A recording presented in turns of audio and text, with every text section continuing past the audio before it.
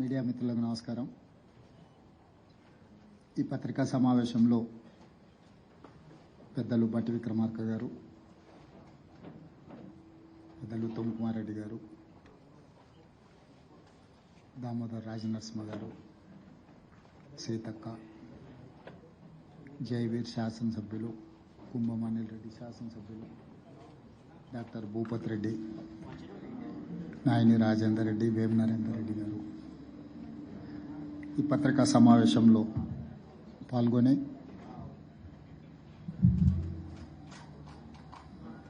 తెలంగాణ రాష్ట్రంలో స్థానిక సంస్థల ఎన్నికలు 12,728 గ్రామ పంచాయతీలకు గాను 12,702 గ్రామ పంచాయతీ ఎన్నికలు పూర్తి చేసుకొని వాటి ఫలితాలను రాష్ట్ర ఎన్నికల అధికారులు ప్రకటించడం జరిగింది. ఈ పంచాయతీరాజ్ ఎన్నికలను ప్రశాంతంగా, ప్రజాస్వామ్యబద్ధంగా, ఎక్కడ అధికారిక లోటుపాట్లు లేకుండా నిర్వహించినందుకు ప్రభుత్వ సిబ్బందిని రాష్ట్ర ప్రభుత్వం తరఫున మనస్ఫూర్తిగా నేను అభినందిస్తున్నాను. అదేవిధంగా కాంగ్రెస్ పార్టీ కార్యకర్తల్ని, తెలంగాణ ప్రజలను కష్టపడ్డందుకు కార్యకర్తల్ని, కాంగ్రెస్ పార్టీని ఆశీర్వదించినందుకు తెలంగాణ ప్రజలకు కాంగ్రెస్ పార్టీ పక్షాన వారికి కృతజ్ఞతలు తెలియజేస్తున్నాను. డిసెంబర్ 7, 2023 నాడు ప్రజాపాలన బాధ్యత చేపట్టి డిసెంబర్ 7, 2025 నాటికి 2 సంవత్సరాలు పూర్తి చేసుకున్న సంబరాలు జరుపుకోవడమే కాకుండా 2 సంవత్సరాలు పూర్తయిన సందర్భంలో స్థానిక సంస్థల ఎన్నికలు తెలంగాణ రాష్ట్రంలో నిర్వహించడం జరిగింది. డిసెంబర్ 11, డిసెంబర్ 14, డిసెంబర్ 17 3 విడతలుగా స్థానిక సంస్థలకు జరిగిన ఎన్నికలలో అద్భుతమైన ఫలితాలను కాంగ్రెస్ పార్టీ సాధించింది. ఇందుకు కష్టపడ్డ కార్యకర్తల్ని 2 సంవత్సరాల తర్వాత తిరిగి స్థానిక సంస్థల ఎన్నికల రూపంలో ప్రజల దగ్గరికి వెళ్తే ప్రజలు సంపూర్ణమైన విశ్వాసం మా ప్రభుత్వం మీద ప్రకటించి మమ్మల్ని ఆశీర్వదించినందుకు కాంగ్రెస్ పార్టీ శాసనసభ పక్షాన ప్రజలకు ఎల్లవేళలా అందుబాటులో ఉండి విశ్వసనీయ పాత్రులుగా ప్రజా సమస్యల్ని పరిష్కరిస్తామని చెప్పి ఈ సందర్భంగా తెలియజేస్తున్నాం. మీకందరికీ తెలుసు, వివిధ రకాల విశ్లేషణలు, వివిధ రకాల పత్రికలలో ప్రకటనలు, రాజకీయ నాయకులు వాళ్ళ పార్టీలకు సంబంధించిన వివరాలను చాలా సందర్భాలలో అన్వయించడము, విశ్లేషించడం, వివరించడం జరిగింది.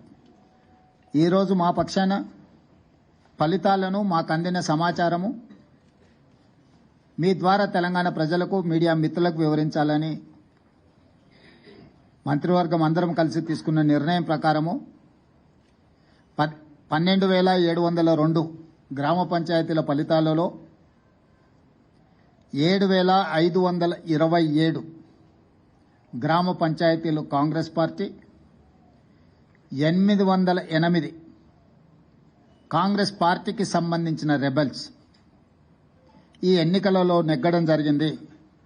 మొత్తానికి 8,335 గ్రామ పంచాయతీలు 66% ఫలితాలను కాంగ్రెస్ రెబెల్స్ ఈ ఎన్నికలలో మేము సాధించడం జరిగింది. అదేవిధంగా బీఆర్ఎస్, బీజేపీ ఒక కూటమిగా ఈ ఎన్నికల్లో పోటీ చేసి 3,511 బీఆర్ఎస్, 710 గ్రామ పంచాయతీలు బీజేపీ, టోటల్గా 4,221 బీఆర్ఎస్ బీజేపీ కూటమి గెలుచుకోవడం జరిగింది. ఇది 33%. దాదాపుగా 146 గ్రామ పంచాయతీలు సిపిఐ సిపిఎం ఇతరులు 1%. ఇతర రాజకీయ పార్టీలు కూడా నెగ్గడం జరిగింది. తద్వారా కాంగ్రెస్ రెబల్స్ 66% గెలిస్తే బీజేపీ బీఆర్ఎస్ 33%, కమ్యూనిస్టులు 1% ఈరోజు ఈ ఎన్నికల్లో ఫలితాలను సాధించారు. ఈ ఫలితాలు మా 2 సంవత్సరాల పరిపాలనకు ప్రజలిచ్చిన తీర్పు. 2023 డిసెంబర్ 7 నాడు మేము అధికారం చేపట్టిన తర్వాత కంటోన్మెంట్ శాసనసభ ఉప ఎన్నికలు జరిగినాయి. పోయిన నెల జూబ్లీ హిల్స్ శాసనసభ ఉప ఎన్నికలు జరిగినాయి. ఈ 2 ఉప ఎన్నికలలో కూడా కాంగ్రెస్ పార్టీని ప్రజలు ఆశీర్వాదించడం జరిగింది. ఈనాడు గ్రామీణ ప్రాంతాలలో జరిగిన గ్రామ పంచాయతీ ఎన్నికలు 94 శాసనసభ నియోజకవర్గాల పరిధిలో ఈ ఎన్నికలు జరిగినాయి. ఈ 94 శాసనసభ నియోజకవర్గాల పరిధిలో జరిగిన ఎన్నికల్లో కాంగ్రెస్ పార్టీ 87 శాసనసభ నియోజకవర్గాలలో మెజారిటీ సాధిస్తే బీఆర్ఎస్ 6 శాసనసభ నియోజకవర్గాలలో మెజారిటీ సాధిస్తే బీజేపీ 1 శాసనసభ నియోజకవర్గంలో మెజారిటీ గ్రామ పంచాయతీలు సాధించుకోవడం జరిగింది. బీఆర్ఎస్ దుబ్బాక, హుజూరాబాద్, జన్గాం, సిద్దిపేట, సిరిసిల్ల, సిర్పూర్, కాగజ్ నగర్లో మెజారిటీ సాధిస్తే ముదోల్లో బీజేపీ అధిక గ్రామ పంచాయతీలను సాధించడం జరిగింది. 94 శాసనసభ నియోజకవర్గాలలో స్థానిక సంస్థల ఎన్నికలు జరిగితే కాంగ్రెస్ పార్టీ 87 శాసనసభ నియోజకవర్గాలలో అత్యధిక స్థానాలను సాధించడం ద్వారా 2023 నాడు మేము సిపిఐ కలిసి సాధించిన 65-66 శాసనసభ నియోజకవర్గాలతో పోలిస్తే ఇప్పుడు ఇంకొక 21 శాసనసభ నియోజకవర్గాలు అధికంగా గెలవడం జరిగింది. బీఆర్ఎస్ నాయకులు ఉప ఎన్నికల సందర్భంగా రెఫరెండం అన్నారు. వాస్తవంగా పట్టణ ప్రాంతంలో ఉన్న 26 శాసనసభ నియోజకవర్గాలలో జనరల్ ఎలక్షన్లో మేము 1 సీటు కూడా సాధించలే. కానీ జరిగిన 2 ఉప ఎన్నికలు హైదరాబాద్ మహానగర పరిధిలో జరగడంతో ఆ 2 నియోజకవర్గాలలో కూడా ఈ 26 మహానగర పరిధిలో ఉన్న శాసనసభ నియోజకవర్గాలలో ఉప ఎన్నికలు జరిగిన 2 శాసనసభ నియోజకవర్గాలలో ప్రజలు తీర్పిచ్చారు. స్థూలంగా నేను చెప్పదలుచుకున్నది రాష్ట్ర స్థాయిలో అది పట్టణ ప్రాంతం కావచ్చు, గ్రామీణ ప్రాంతం కావచ్చు, ఈ 2 సంవత్సరాలలో జరిగిన ప్రతిష్టాత్మకమైన ఎన్నికలలో మా ప్రభుత్వానికి విస్పష్టంగా ప్రజలు ఆదరించి గౌరవించి అత్యధిక స్థానాలను కట్టబెట్టిండ్రు.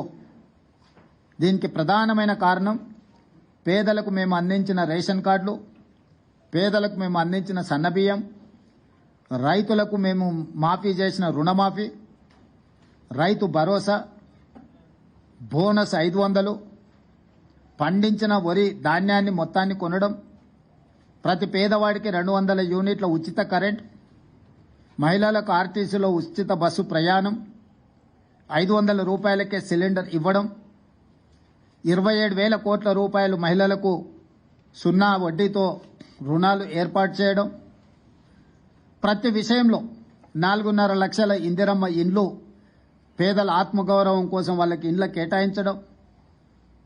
ఇదే కాకుండా దీర్ఘకాలికంగా ఒక సంక్షోభాన్ని సృష్టించిన మాదిగ ఉపకులాల వర్గీకరణను పరిష్కరించడం, 100 సంవత్సరాల నుంచి జటిలంగా మారిన కులగణనను నిర్వహించడం, 61,000 ప్రభుత్వ ఉద్యోగ నియామకాలు చేపట్టడం, మూతబడుతున్న ప్రభుత్వ పాఠశాలలను తిరిగి తెరవడమే కాకుండా టీచర్ల నియామకం చేపట్టి పేదలకు నాణ్యమైన విద్యను అందించాలని మేము చేస్తున్న ప్రయత్నాలు అన్నీ కూడా ఈనాడు ఒక క్రమ పద్ధతిలో సంక్షేమాన్ని అభివృద్ధిని సమపాలలో మెలవించి పరిపాలన అందించడం, అన్నిటికంటే 6 గ్యారంటీలతో పాటు 7వ గ్యారంటీ ఇస్తున్నాం. ప్రజలకు స్వేచ్ఛ, ప్రజాస్వామ్యాన్ని కాంగ్రెస్ పార్టీ అందిస్తుంది అని. ఈ 2 సంవత్సరాలల్లా ఎక్కడ కూడా ప్రజల్ని నిర్బంధించాలన్న ఆలోచన గాని, ప్రతిపక్షాల మీద కక్ష సాధింపు చర్యలకు పాల్పడడం గాని మా ప్రభుత్వం చేయలేదు. ఈ ఎన్నికల్లో కూడా మీరు చూసినారు, స్వేచ్ఛగా ప్రజలు ఎవరికి నచ్చిన రాజకీయ పార్టీ మద్దతుతో వాళ్ళు ఎన్నికల్లో పోటీ చేయడమే కాకుండా ప్రజల దగ్గరికి వెళ్లి వాళ్ళు ఓటు అడిగి ప్రజా తీర్పును కోరినరు. ప్రజలకు కూడా స్వేచ్ఛగా తీర్పునిచ్చే అవకాశాన్ని మా యంత్రాంగము, ప్రభుత్వము, పార్టీ అన్ని రకాలుగా ప్రజాస్వామ్యబద్ధంగా ఈ ఎన్నికలు నిర్వహించినాం.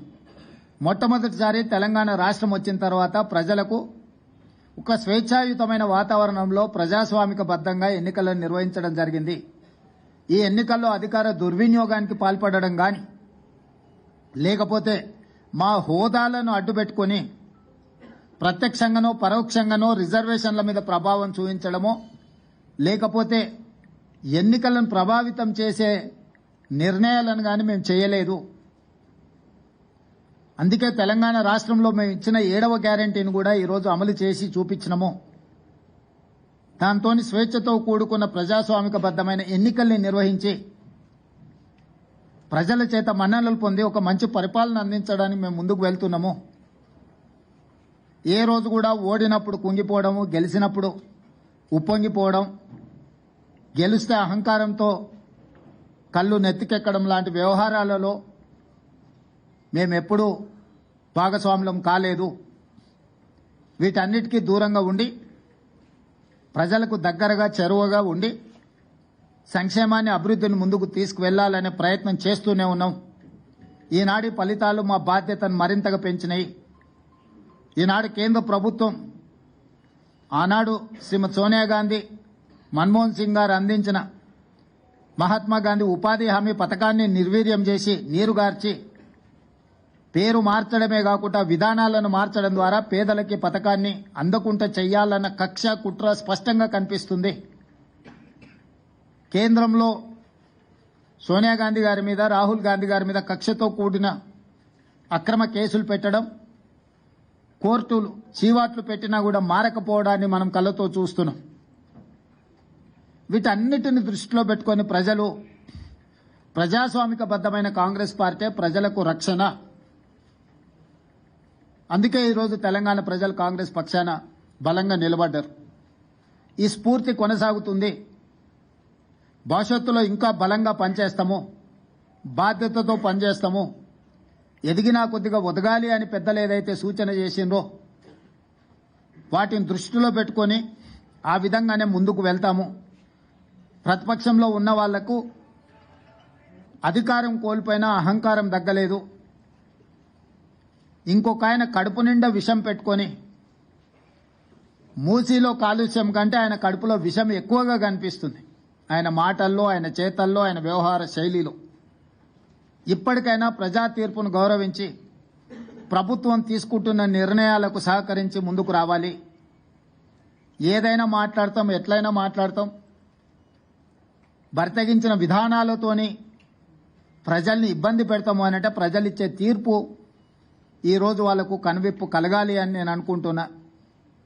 ఈ ఫలితాలను చూసే అద్భుతం అనుకుంటున్నారు. సంతోషం. ఈ అద్భుతం 2029లో కూడా జరుగుతుంది మీరు కోరుకున్నట్టే. 2/3 మెజారిటీతోనే 2029లో కాంగ్రెస్ తిరిగి అధికారంలోకి వస్తుంది. 1/3 మీరుంటారు, 2/3 మేముంటాము. ఈ తీర్పు 2029లో కూడా పునరావృతం కాబోతుంది. ఇప్పటికైనా అహంకారం తగ్గించుకోండి, అసూయను తగ్గించుకోండి. తెలంగాణలో అమలు జరుగుతున్న సంక్షేమ అభివృద్ధి కార్యక్రమాలకు సహకరించండి. బాధ్యతాయుతమైన ప్రతిపక్షంగా వ్యవహరించండి. అంతే తప్ప మీ అసూయలతో, మీ ద్వేషంతో తెలంగాణ రాష్ట్రానికి నష్టం జరిగే విధంగా మీరు మాట్లాడకండి.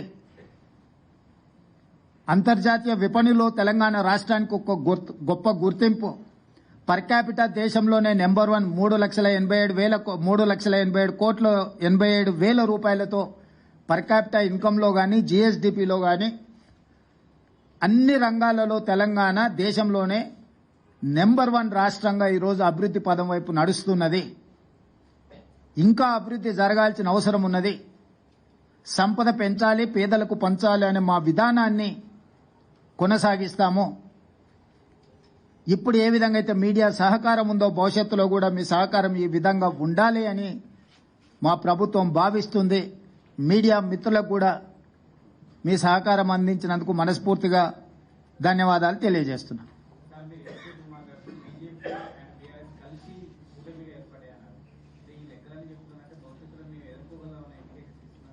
ఖచ్చితంగా దాంట్లో మీకు అనుమానం ఎందుకు? పార్లమెంట్ ఎన్నికల్లో వాళ్ళిద్దరు కలిసి వచ్చినా కూడా ఎదుర్కొని 8 సీట్లు సాధించినాం, 40% పైగా ఓట్లు సాధించినాం. ఇది భవిష్యత్తుకు పునాదులే వాళ్ళిద్దరూ కలిసిమెలిసి పోటీ చేస్తారనేది. నిన్న కేటీఆర్ ఒక రోజు ముందు కేటీఆర్ మాట్లాడతారు, తర్వాత రోజు కిషన్ రెడ్డి మాట్లాడతారు. సేమ్ ప్రెస్ మీట్ ఏదైనా చూడండి మీరు. కిషన్ రెడ్డి గారు ఇప్పుడే ఏదో జరిగిపోయినట్టుగా, బీఆర్ఎస్ ఉన్నప్పుడు అద్భుతాలు జరిగినట్టుగా, బీఆర్ఎస్ ఉంటేనే బాగుంటది అన్నట్టుగా కిషన్ రెడ్డి గారు వ్యవహార శైలి చూసిన తర్వాత మీకేమైనా అనుమానం ఉందా? అందుకే చెప్తున్నా, వాళ్ళిద్దరు కలిసి 1/3, కాంగ్రెస్ ఒకటి 2/3. వాళ్ళిద్దరు కలిసి 33%, మేము ఒక్కరం 66%.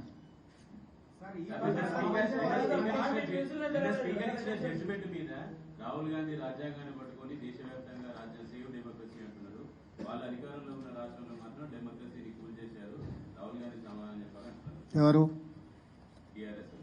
అడగండి, వెళ్ళి రాహుల్ గాంధీ గారు రాగానే ఢిల్లీకి వెళ్ళి అడగమని చెప్పండి.